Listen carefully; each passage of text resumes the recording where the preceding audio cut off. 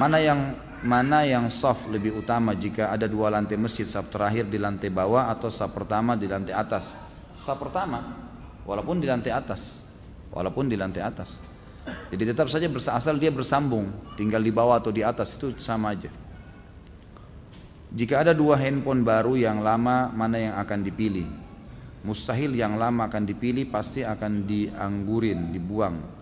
Apa ini? Mustahil bisa adil. Apa yang ditanya? Jika berlaku adil adalah hukumnya wajib, untuk apa menjalankan sunnah yang jika dikerjakan malah bisa menjerumuskan ke hal yang menyebabkan seorang menjadi tidak adil? Begitulah pernyataan balik yang dilemparkan istri kepada suami ketika sedang mendengarkan ustadz menjelaskan poligami. Bagaimana menyikapi pertanyaan ini? Maaf ustadz, ujung-ujungnya bukan cari gara-gara. Gimana tuh Pak Yoyo? Jelas-jelas cari gara-gara ya. Jadi sabar aja gitu kan. Begini aja, ini selalu poligami. Ini teman-teman yang mau poligami harus jadi ahli perayu. Belajar merayu dong. Masa nggak bisa taklukin istri gitu kan? Bukan dengan kekuatan, dengan rayuan, dengan hadiah. Masa mesti diajarin? Ya harus bisa lah. Nggak bisa perempuan tuh pakai perasaan. Kalau antum datang mau poligami dengan power, saya akan menikah, pokoknya enggak mau tahu. Gitu, salah. Jadi diajarin, nggak boleh. Rayulah, taklukin dia, gitu kan? Jadi mungkin dengan bercanda, mungkin dengan ini, mungkin dengan apa saja kebutuhannya dipenuhi ya, itu insya Allah bisa, gitu kan?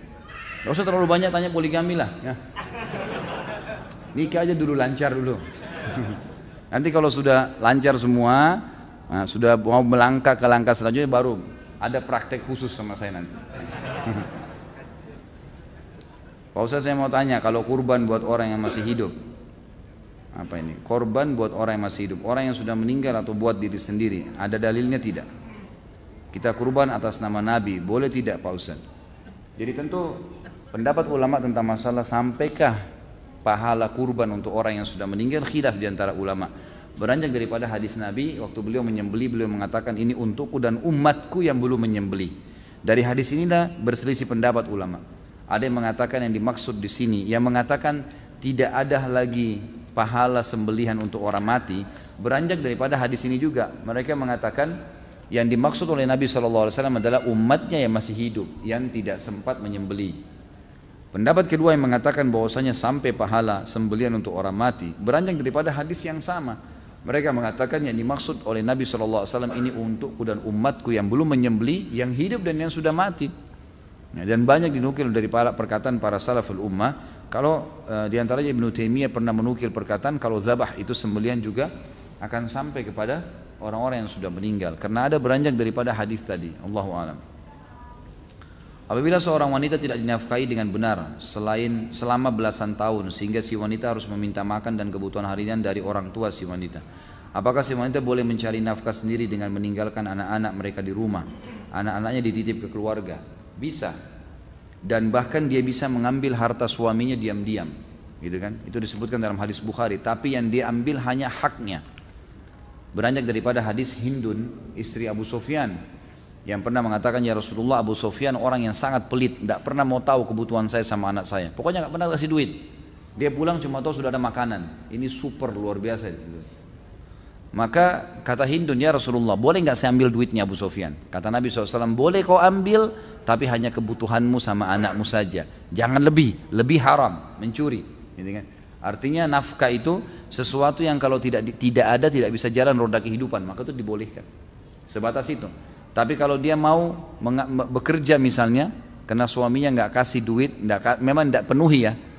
Lain kalau suami itu memang pas-pasan kerjanya, ya itulah penghasilannya, ya si istri harus sabar, terima itu saja, udah jalanin gitu kan. Tapi kalau memang suaminya sama sekali nggak mau peduli, kayak dalam perkataan ini memang suami nggak pernah kasih, ya di sini ulama mengatakan boleh dia keluar untuk mencari nafkah, minta pada orang tuanya atau dia bekerja. Ya karena memang kalau tidak suaminya nggak menjalankan kewajiban, bagaimana? Dia tidak mungkin bisa hidup dengan cara lain gitu. Mau tanya mengenai kisos. Kita yang tinggal di Indonesia tidak menggunakan kisos. Apakah dosa kita tidak diampuni apabila belum sesuai hukum kisos? Misal pencuri seharusnya dipotong tangan, namun hukum di Indonesia hanya di penjara. Bagaimana kita apabila pernah berdosa mencuri, apakah cukup dengan taubat tanpa dikisos? Tentu saja taubat sudah mencukupi ya. Taubat mencukupi. Kalau dia sudah taubat, insya Allah sudah cukup. Nggak perlu lagi dia dikisos. Nabi SAW seringkali kalau ada sahabat yang datang mengeluh minta dikisos, itu beliau langsung mengalihkan. Sudah pernah saya ceritakan ada sahabiat yang datang berzina, kemudian minta dirajam, lalu Nabi SAW menyuruh dia kembali sampai dia selesai melahirkan. Waktu habis melahirkan datang lagi, kata Nabi SAW, coba kau susuin dulu. Kata para ulama, ini Nabi SAW suruh pulang, kamu taubat deh. Karena kisos itu solusi terakhir, orang yang memang tidak menyesali perbuatannya, gitu ya. Gimana sih? Orang yang memang melakukan dosa dan tidak merasa bersalah, terus aja mau melakukannya. Nah itu yang dihukum dengan kisos. Tapi insya Allah dengan taubat sudah cukup. Cuman kalau antum pernah mencuri, maka harus dikembalikan itu, nggak boleh tidak. Ya. Saya mau tanya tentang teknis sholat saat i'tidal, apakah yang benar tangan sedekap atau dilepas diturunkan? Saya pernah dengar hadis berbunyi posisi i'tidal kembali kepada semula. Maksud di sini semula sebelum ruku atau sebelum takbiratul ihram. Ini sudah saya bilang, jangan tanya masalah bab lain dulu. Dan sudah sering saya jelasin masalah ini. Jadi yang saya sering jelasin bahwasanya hadisnya satu. Nabi SAW dikatakan kalau bangun dari ruku kembali anggota tubuhnya seperti semula. Nah di sini ulama jadi dua pendapat. Yang mengatakan seperti semula ini sebelum salam, maka sami Allahu liman hamidah, tangannya turun ke sebelah kiri kanan tubuhnya. Kalau dikatakan anggota tubuh kembali seperti semula setelah takbir, maka kembali ke dada. Dan Ibnu Qayyim rahimahullah sudah menyatukan, mengatakan alangkah baiknya seorang muslim karena dalilnya ada, cuma mereka berselisih penjabaran dari dalil ini, dua-dua dijalankan. Sesekali bersedekap, sesekali dia tidak bersedekap. Saya hidup tapi saya merasa hampa. Ya. Cara mengasah keyakinan yang tumpul hidayah, apa bentuknya? Majelis ilmu, ilmu itu, majelis ilmu seperti ini hadirin, gitu. Bukan cuma ini, siapa saja, jangan ditambah. Ini aja masih banyak, saya bingung nih. Jadi majelis ilmu selalu hadirin, jadwalin, bukan cuma di sini, bukan cuma Rabu malam nih, di mana saja ada ustadz-ustadz insya Allah yang kompeten dipelajari. Kalau enggak dengarin, lagi di motor, lagi di mobil, dengarin ceramah. Terus ilmu itu nanti akan mendatangkan iman. Iman ini kalau sudah ada, maka orang lemah menjadi kuat, orang malas jadi rajin, orang miskin jadi kaya, orang penakut jadi pemberani. Iman mengubah semuanya, mengubah semua. Kalau iman sudah ada luar biasa. Orang buruk jadi baik, semuanya. Karena iman ini, makanya dengan majelis ilmu itu yang bisa membantu. Kalau antum malas majelis ilmu susah. Saya sering bahasakan pengalaman saya, kadang-kadang saya sehari kalau nggak isi pengajian, saya rasa lain dibandingkan dengan saya selalu isi ceramah gitu, semangat, itu lain. Saya sebenarnya sendiri dalam ceramah seperti ini sedang mencas iman saya sendiri. Kembali lagi saya hadir, kembali lagi saya menyampaikan, kembali lagi saya mengingat riwayat-riwayat, hukum-hukum. Jadi terus-menerus rasa tercas gitu kan. Istri saya tahu, saya rasanya nggak pengen ada libur ceramah satu hari pun. Jadi walaupun dalam satu hari cuma sekali saya ceramah, kalaupun saya di rumah, saya berusaha kadang-kadang kalau waktu lowong saya balas SMS atau WhatsApp di mana orang bertanya agama, jadi tersibukkan dengan itu. Ya, majelis ilmu itu penting, ilmu itu yang bisa membentuk keimanan, dan iman kalau sudah ada aman semuanya bisa berubah. Kapan baiknya anak laki-laki disunat atau dikhitan? Bolehkah sejak masih bayi, jika sudah dewasa belum dikhitan, apakah tetap harus dikhitan? Apakah anak perempuan juga dikhitan? Karena saya pernah membaca hadis khitan disunnahkan bagi kaum laki-laki dan mulia bagi kaum wanita. Sahihkah hadis ini riwayat Baihaqi? Maka di sini wajibkah perempuan dikhitan disunat juga? Tapi saya tidak tahu bagian apa yang mau disunatnya. Baik. Tentu saja boleh, kapan saja dikhitan. Kalau anak saya khitan dari bayi. Kalau anak saya pribadi itu dari bayi sudah saya khitankan, yang laki-laki, dan alhamdulillah sangat baik gitu kan. Sangat baik. Yang saya tahu juga di zaman Nabi SAW itu bayi biasanya baru lahir sudah dikhitan. Dan itu jauh lebih baik ya. Dia tidak terlalu merasakan sakit seperti kalau dewasa gitu kan. Dan juga ternyata disurvei pertumbuhan badan dan fisik mental orang yang dari bayi disunat itu lebih baik ya.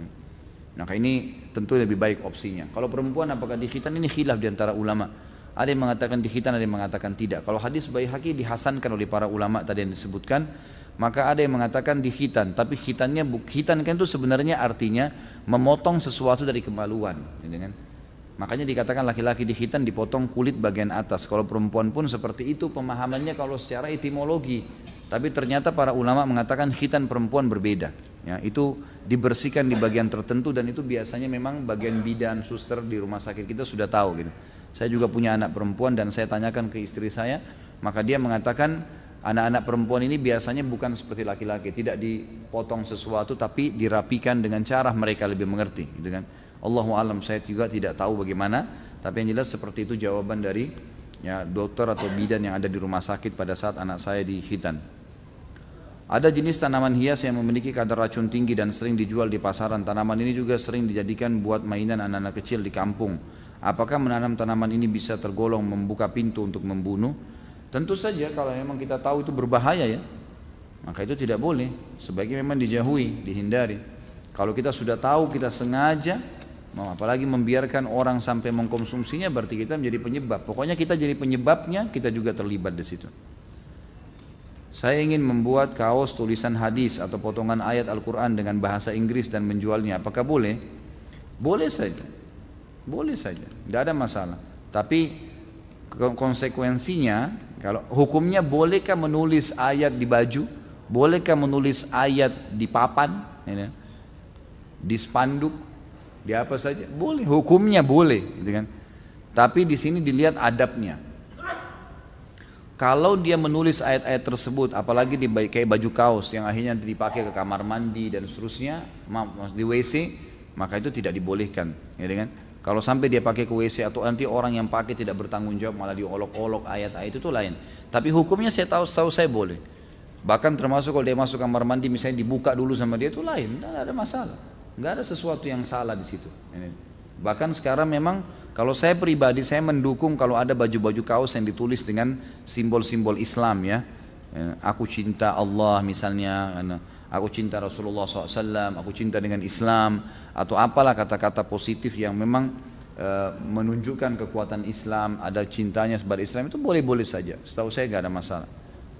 Apakah kakek atau adik buyut itu termasuk kategori silaturahim? Tentu saja. Semua yang punya hubungan darah, ke atas, ke bawah, ke samping, kiri kanan semuanya, kakek, nenek, ke atas, saudara-saudaranya semuanya, kemudian anak, cucu dan semuanya yang berhubungan dengan mereka, kemudian saudara, saudari, paman, tante, semuanya itu yang punya hubungan darah. Apakah menjual alat musik untuk keperluan mendadak diperbolehkan? Setahu saya tidak boleh alat musiknya, haram.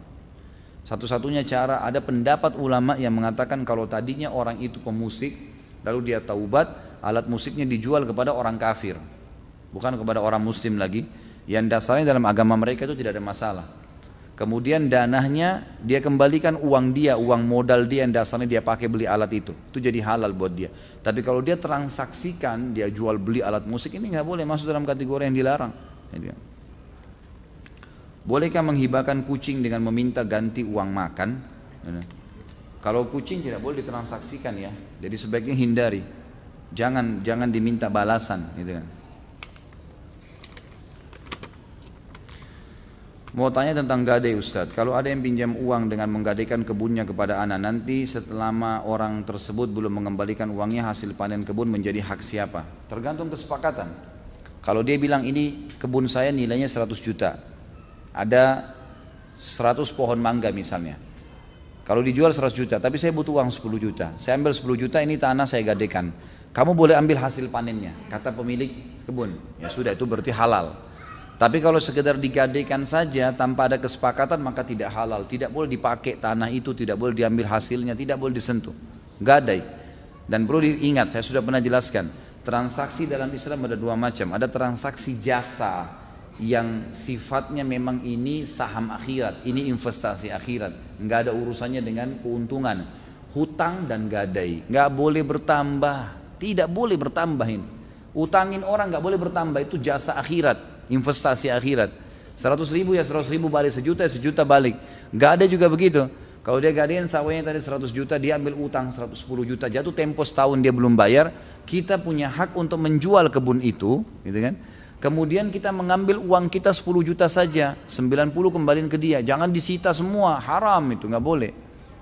Ada investasi yang boleh kita ambil keuntungan, investasi bisnis. Kesepakatannya persentase dari keuntungan. Sebagian ulama fikih mengatakan kisos kepala ini apakah hukumnya mutlak pakai pedang atau boleh dialihkan dengan cara yang lain, gitu kan? Itu khilaf diantara ulama tentang masalah itu. Tapi ada pendapat yang mengatakan intinya dia dieksekusi mati. Sebab kalau dia mati maka akan selesai kejahatannya, gitu kan? Sebuah negara melakukan dengan penembakan maka itu bukan berarti membunuh, bukan dosa besar. Pemerintah nggak berdosa karena memang eksekusinya harus begitu. Apalagi memang dalam hukum syar'i orang yang sudah menyebar kerusakan memang dipenggal, gitu kan? Memang dibunuh. Maka itu insya Allah tidak ada masalah. Tapi lebih sesuai dengan sunnah kalau dia pakai kisos ya dengan pedang.